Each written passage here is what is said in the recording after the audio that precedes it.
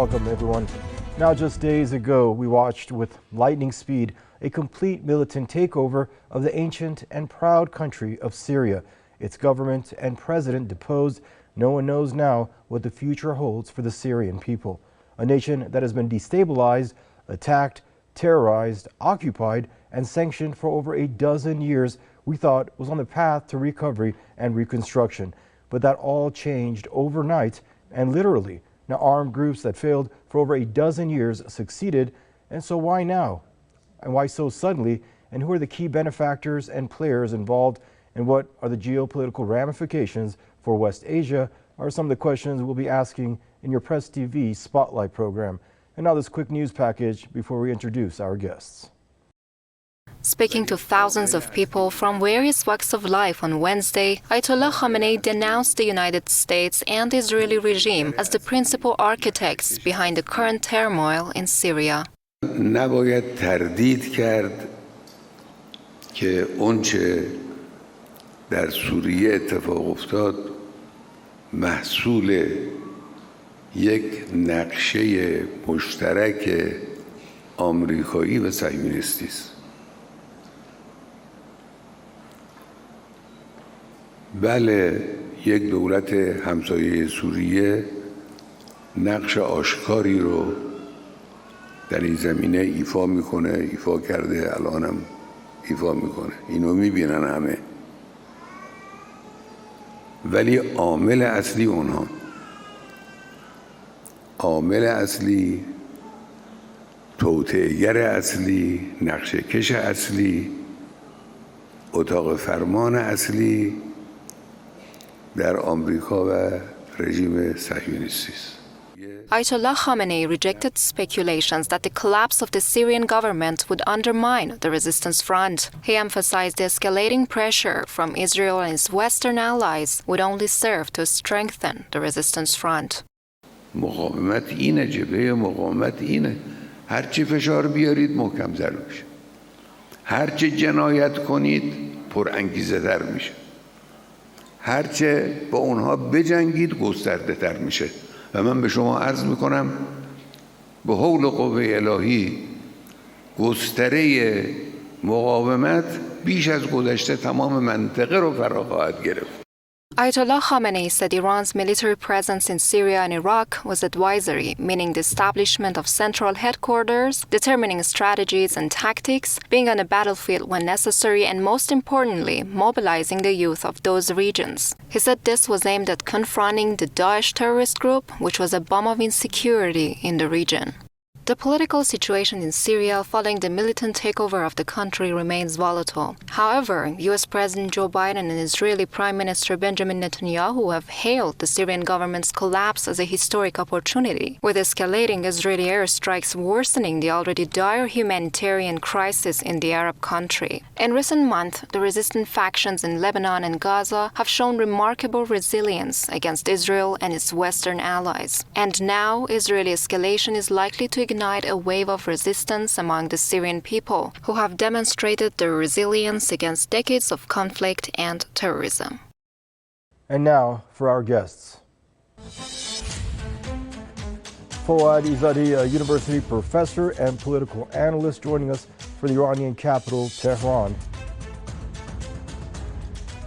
And Kim Sharif, activist and lawyer, joining us from London. Hello to the both of you, and welcome you both to the program here. I guess we'll start in the Iranian capital, Tehran, with you, Professor Izzadi. Leader of Iran's Islamic Revolution just today said, without a doubt, that Syria's collapse can be traced back to the planning intelligence rooms of Washington, D.C. and Tel Aviv. Your initial thoughts, please. Well, I don't think we need to bring a lot of evidence for this fact. I encourage your viewers to switch to CNN after this show. And for the last number of days, CNN has become the media outlet for the group that has taken over Damascus. I remember in 2001, the interview that they had with Hamid Karzai, at the time that he was running a restaurant in the United States. He had an Afghanistani food restaurant. So they brought this guy because of his connections to the CIA. They flew him to Pakistan. From Pakistan, he went to inside Afghanistan. And the first time that people heard of him internationally was when he gave an interview to CNN. So when I saw Mr. Jolani's interview with CNN, this time I remember what they did in Afghanistan, basically copying the same thing. So this is a function that CNN has. On international matters, CNN follows orders from the U.S. government, you watch the coverage for the last number of days.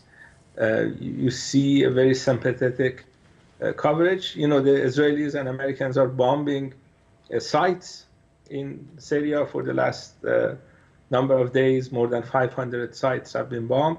And in order to not cover that news very much, they are talking about other things that is more or less in line with what the people in Damascus, the people who have taken over Damascus, want them to do.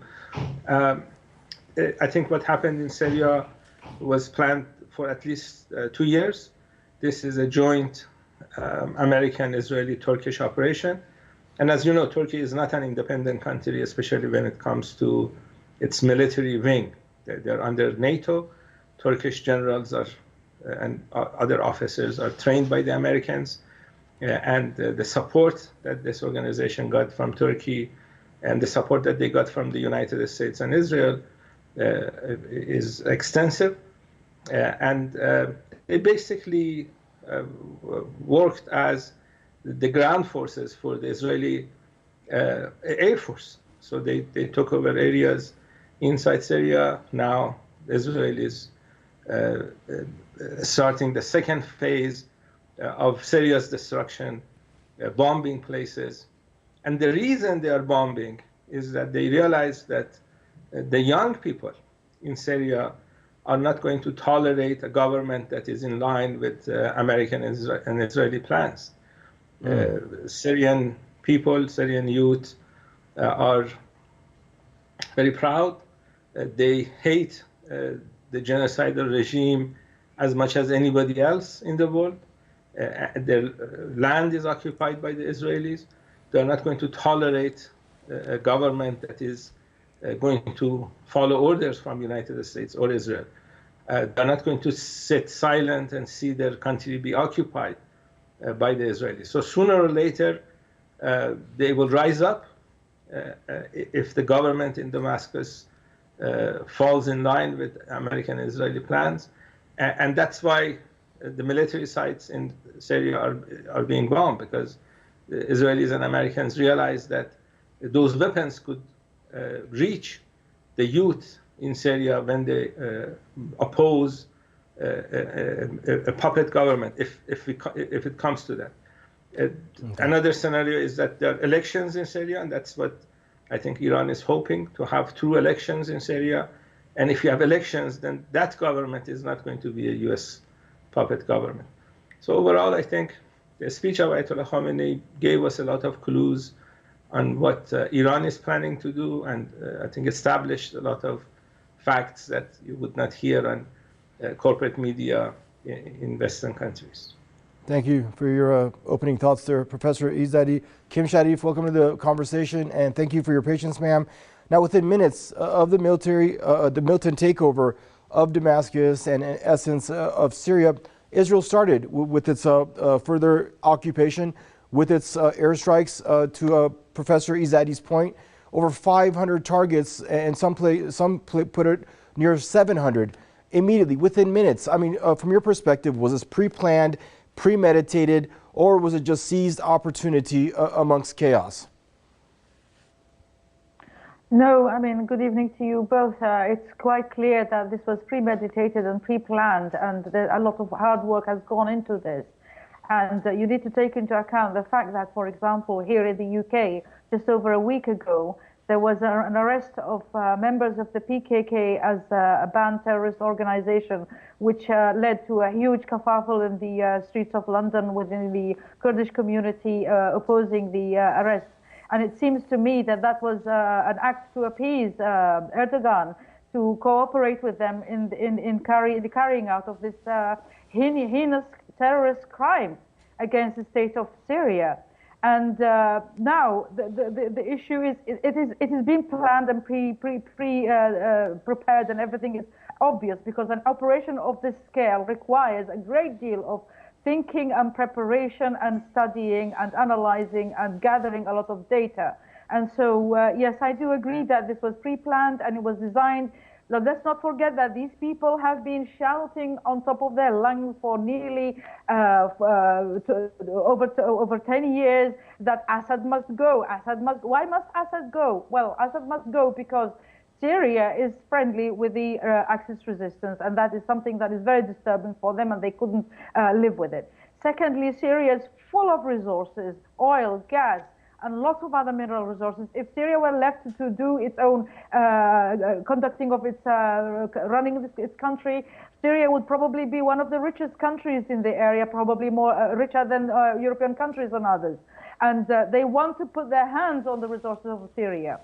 And all of that is foregone conclusion. Now, what we need to be asking are serious questions as a matter of utmost international legal principles urgency is the connection between imperial powers and terrorist outfits such as Daesh and Al-Qaeda, which has been now, beyond any reasonable doubt, has been proven that there is a deep connection, and that these terrorist outfits are being used as an enforcement mechanism for imperial agendas.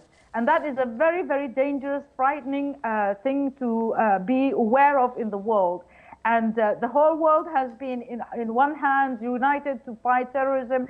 And these terrorist outfits are the most dangerous, evil individuals on earth. We have seen the heinous crimes they have committed in Iraq, in Syria, in Yemen, in Libya, elsewhere. And therefore, they need to be contained rather than supported.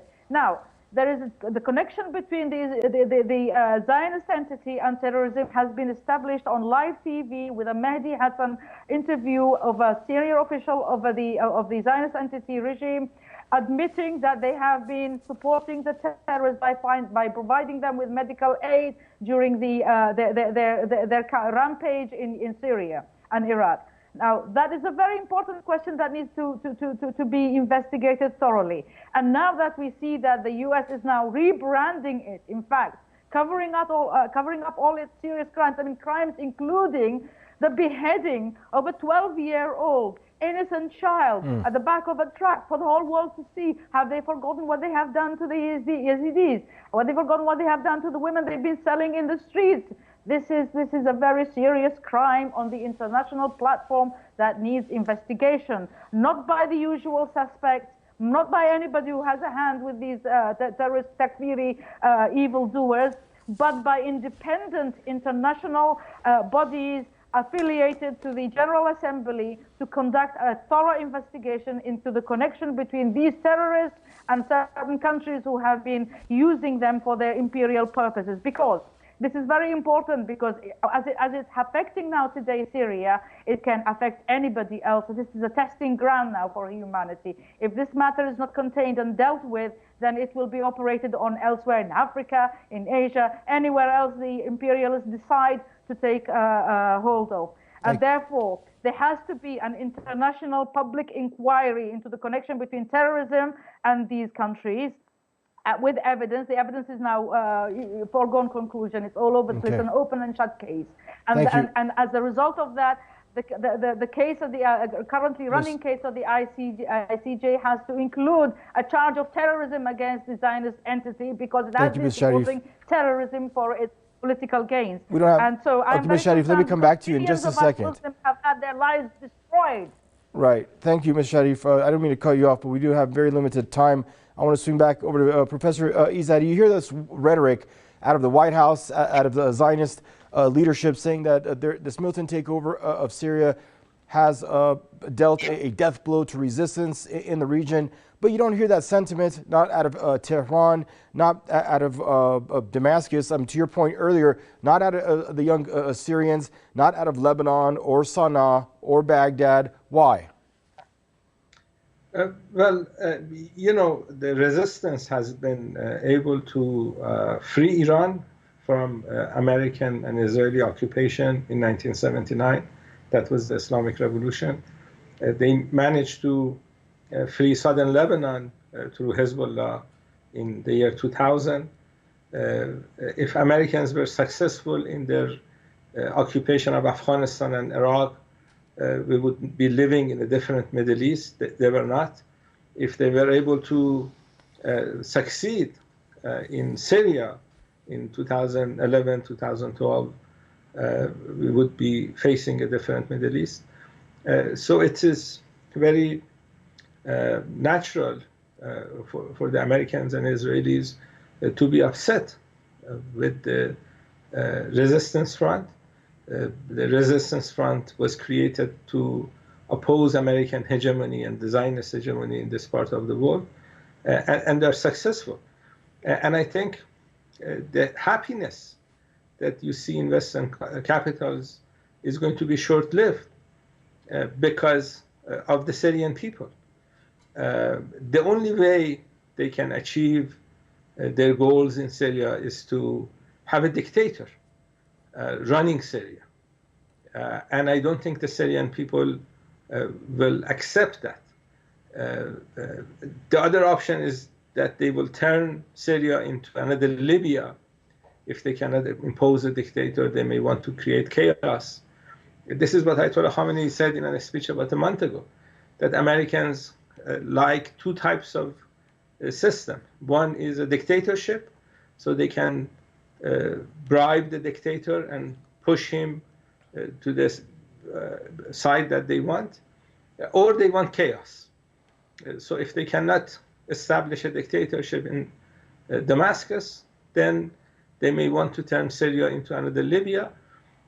And even if they do that, which is very bad for the Syrian people, the Syrians are tired of all the difficulties that they have been witnessing coming from the West. But if they do that, then you're going to see a Syria where the young people are going to basically become empowered and establish areas, free areas in Syria, and then fight with the forces that are trying to destroy Syria. So overall, I'm quite optimistic about the future. I think sooner or later, you're going to see the Zionist child killers stopping the genocide that they are conducting. They cannot continue with that genocide for much longer. They are not going to be able to destroy Hamas. Hamas is an ideology. You may be able to destroy a group, but you cannot destroy a nation. We have seen in Lebanon the level of resistance was such that the Israelis had to go for a ceasefire. They didn't do it because of ethical standards, because we know they don't have any ethical standards. They had to do it because of the pressure that they were receiving from the resistance in southern Lebanon.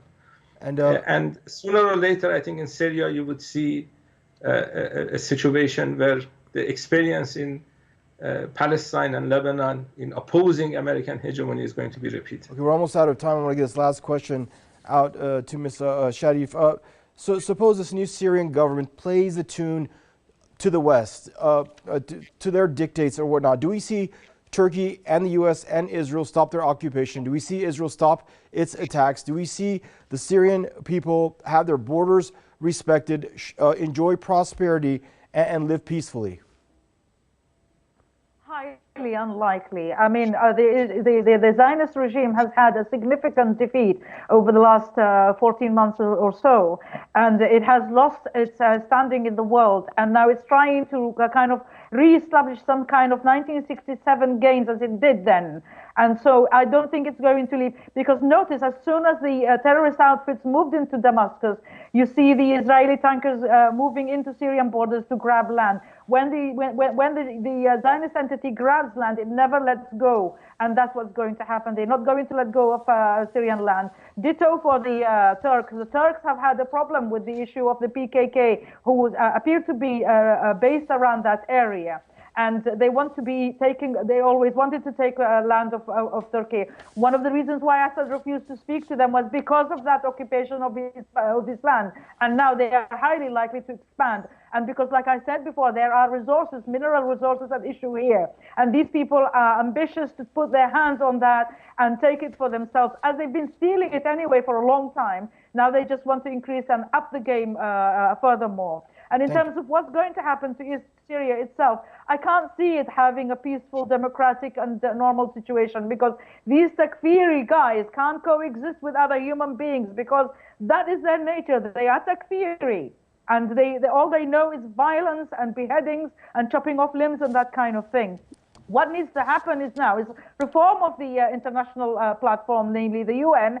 And once an inquiry is carried out and established that there is connection between these terrorist outfits and some countries, those countries who are at the Security Council need to be removed. There has to be a reform of the Security Council, and any country who is established to have been aiding and abetting and working with terrorism has to be removed from the Security Council. Because I don't mean to cut you guys off, but to the both of you, I really apologize. We are out of time. It has gotten the better of us, so I appreciate having you both on. Professor Fouad Izzadi joining us there from the Iranian capital, Tehran, and also Kim Sharif, activist and lawyer joining us from the British capital, London. And viewers, this brings us to the conclusion of this segment of your Press TV Spotlight program. Thank you for tuning in, and goodbye for now.